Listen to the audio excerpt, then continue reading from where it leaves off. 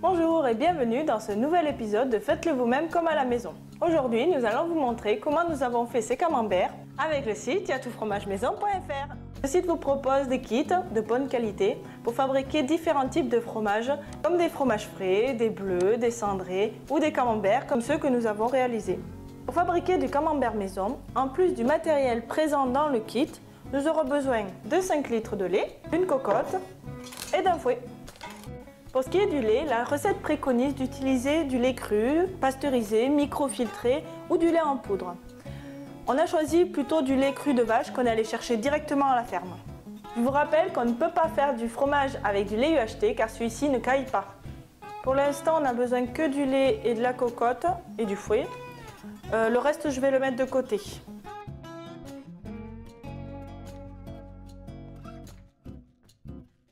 Maintenant, je vais mettre le lait dans la cocotte. La recette fournie par le site yatoutfromagemaison.fr indique que si on a du lait cru, il faut le chauffer à 66 degrés puis le refroidir à 40 degrés. Ça équivaut à une thermisation. C'est plus doux que la pasteurisation.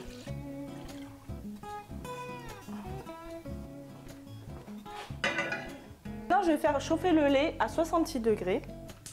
Pas trop fort, tout en remuant pour pas que ça accroche.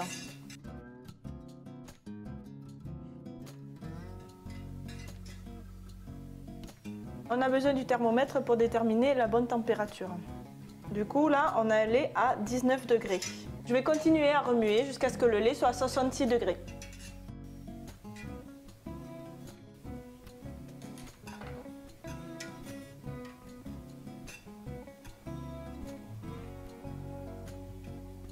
Voilà, maintenant notre lait est à 66 degrés.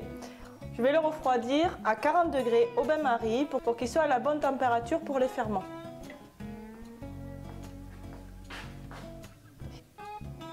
Je le plonge dans l'eau froide. Je vais continuer à remuer tout en jetant un œil sur le thermomètre jusqu'à ce que le lait refroidisse à la température de 40 degrés. Je vais changer l'eau parce qu'elle est tiède et qu'elle joue plus son rôle de refroidissement.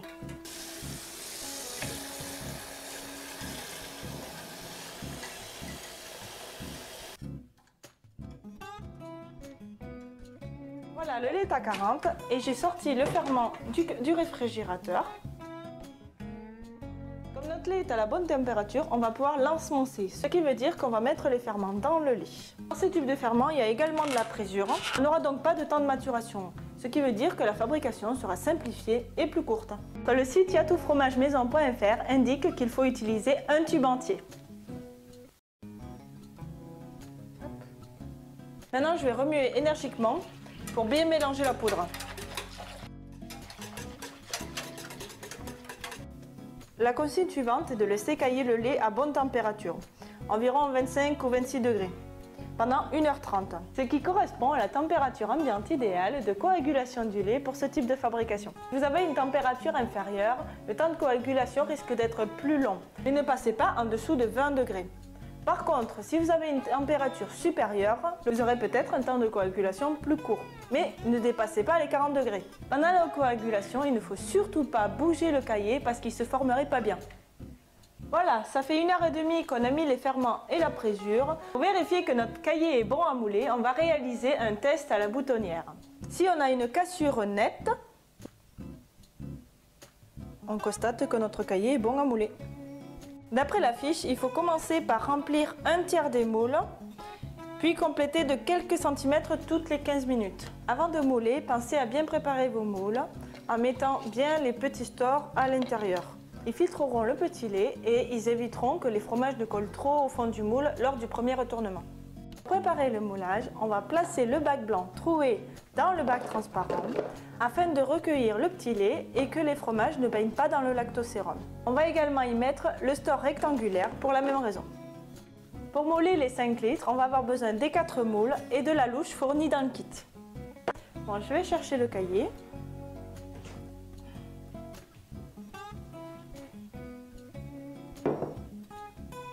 Je vais prendre la première louchée de cahier délicatement en faisant un geste rotatif du poignet, comme si je voulais faire une boule de glace. Je la pose délicatement dans le premier moule. je vais remplir le fond de mon moule et je vais faire de même avec les autres moules.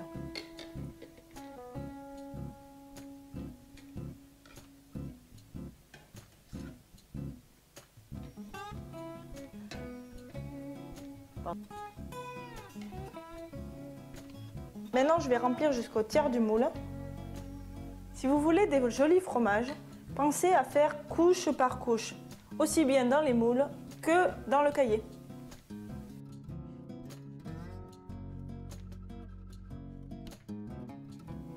À présent, je vais les laisser s'égoutter pendant un quart d'heure et puis je vais faire des couches successives tous les quarts d'heure jusqu'à ce que je n'ai plus de cahier.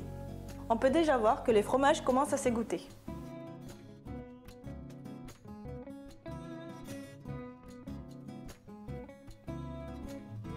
Voilà, nous avons attendu un quart d'heure. On va faire une repasse avant d'attendre à nouveau un quart d'heure. Il faut toujours recommencer par le premier moule et aller dans le même ordre qu'on a moulé. Essayez de mettre le même nombre de louchés dans chaque moule pour que les fromages soient plus homogènes. Voilà, le moulage est terminé. J'ai eu besoin en tout de 4 passes. Maintenant, nous allons attendre 2 heures avant de les retourner une première fois. Voilà, les 2 heures sont passées. On va faire le premier retournement. Comme vous pouvez voir, les fromages sont encore assez mous. Alors, on va simplement les retourner d'un coup sec à l'envers.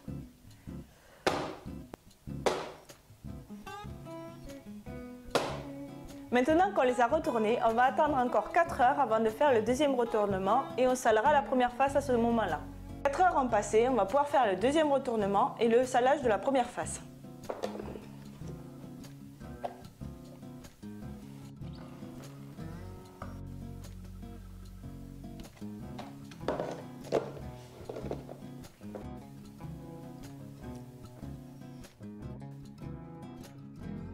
Maintenant, nous allons faire le premier salage.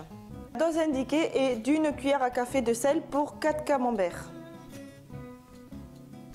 Je vais mettre le sel dans ma main pour le saupoudrer plus facilement sur les fromages.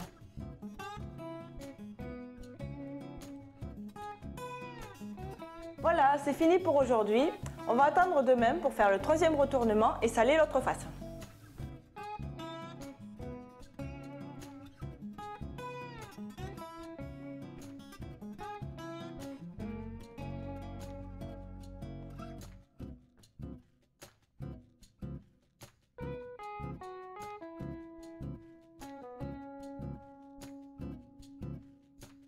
Maintenant, on va attendre demain pour les démouler.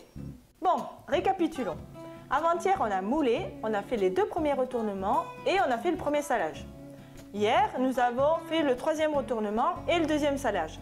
Et aujourd'hui, on va pouvoir démouler nos fromages. Allez, c'est parti!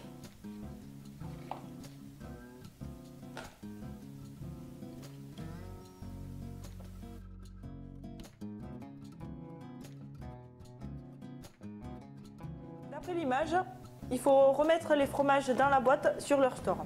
À présent, on va les laisser à température ambiante et on va les retourner tous les 2 jours.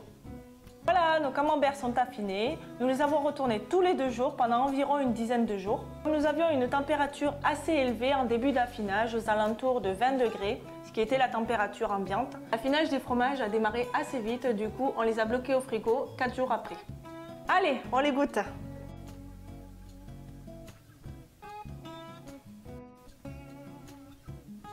Oh, ils ont l'air appétissants, dis donc.